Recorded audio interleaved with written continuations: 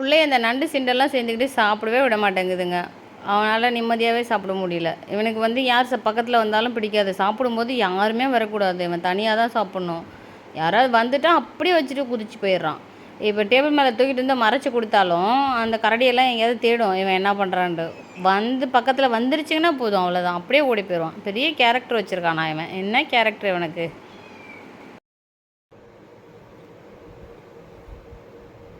கிளிங் கிளிங் கிளிங் கிளிங் கிளிங் கிளிங் கிளிங்.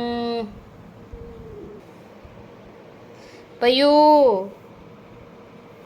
பையோ பையோ, கதவு திறக்க மாட்டேறானாடி.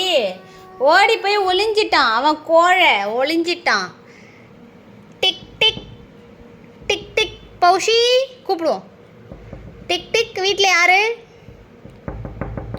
கெஸ்ட் வந்திருக்காங்க. பௌஷி பௌஷி, கெஸ்ட் வந்திருக்காங்க. கதவு திறங்க. இப்போ திறக்க போகுதுப்பா கதவு. ரெடியாக இருப்பா. பௌஷி பௌஷி, இங்கே ஒரு பன்னிக்குட்டி வந்து படுத்திருக்கு. பௌஷி, பன்னிக்குட்டி.